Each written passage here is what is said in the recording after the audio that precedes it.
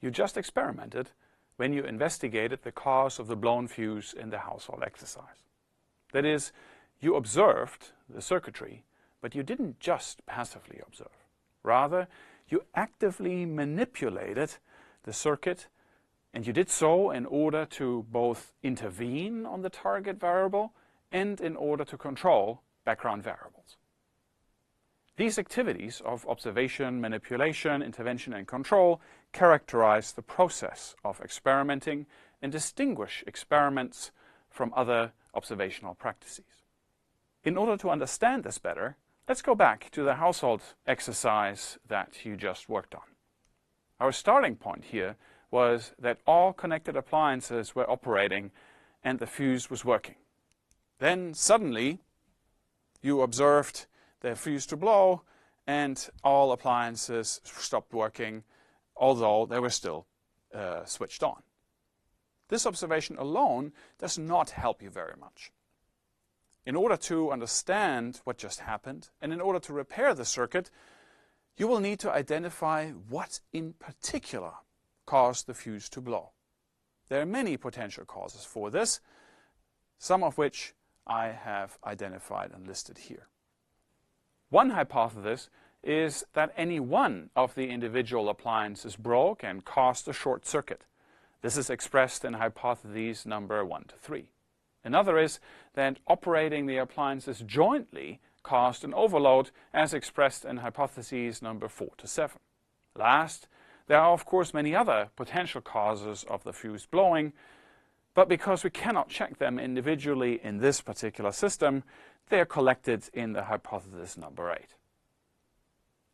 In order to test for these particular causes, you first need to establish control. That is, you switch off all particular causes identified in your hypotheses 1 to 7. In particular, the 3 appliances, here, here, and there, and you replace the fuse there so that the circuit has current. If hypothesis 8 were true, and that is some other cause, for example a faulty wiring, caused the fuse to blow, then we should at this point observe another blow. If we don't, then we can rule out hypothesis number 8. Now, to test each particular hypothesis, you intervene on the target variable identified in the hypothesis and switch it on. For example, you test hypothesis 1 by switching on the toaster. If you don't observe any effect, you can rule out the hypothesis. Same with hypothesis 2. You rule it out if you observe that switching on this potential cause does not make a difference in the circuit.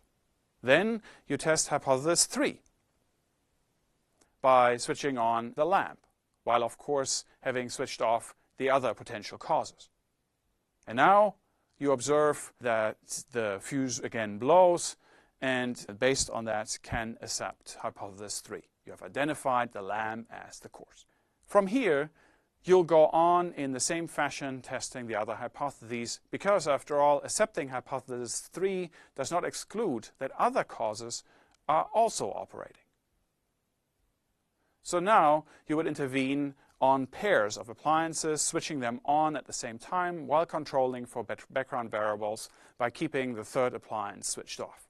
In the end, if you have properly thought of all the possible hypotheses, your experiment should justify for you to accept at least one of them.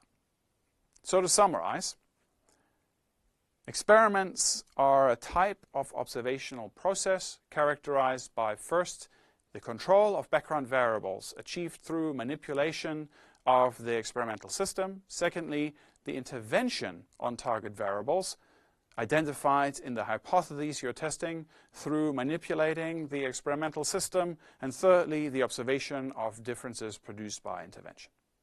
And these features distinguish experiments from other types of observational processes. But what makes this type of observation process so special for science? I mentioned before that experimental observation justify accepting or rejecting certain hypotheses. The English philosopher John Stuart Mill provided an interesting analysis of this kind of reasoning, which he called the method of difference. Let's have a look and see whether it helps us understand why experiments provide such a justification.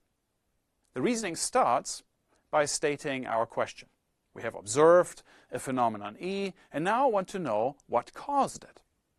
Then we make an informed guess that some factor C is the cause of E, which forms the hypothesis to be tested. Next, we start the experiment by producing two situations, S1 and S2, in which neither the factor C nor the factor E occurs, and in which all potential causes are controlled. This is, in the end, what we did when we switched off all the appliances in the household case and replaced the blown fuse. Then we intervene on C in situation 1, switching it on, but not in situation 2. And we observe whether this intervention produces a difference between S1 and S2. If we observe E1 in situation 1, then we conclude that it was caused by something, while we conclude that nothing caused E in situation 2 as we did not observe it there. But now we search for what could have caused E in S1 but not in S2. And the only difference we detect between these two situations is E itself and the intervention on C in S1. So we conclude that this only detectable difference between S1 and S2 must have caused E. And thus we accept the hypothesis C causes E. Mill's method of difference reconstructs the reasoning behind testing hypotheses with experiments.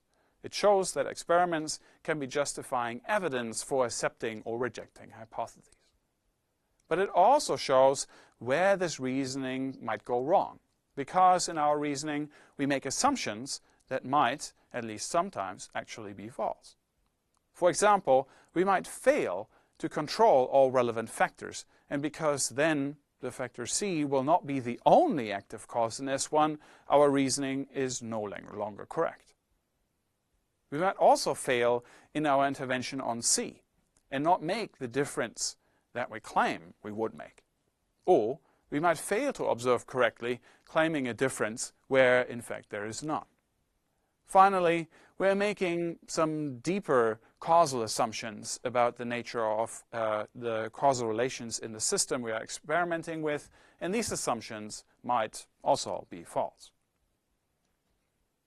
Clearly, arguments from experiments can be fallible in this way. They might contain error, because our assumptions about the experiment might contain errors. Mill's method helps us to detect these potential sources of error. Knowing these sources will help us to design better experiments.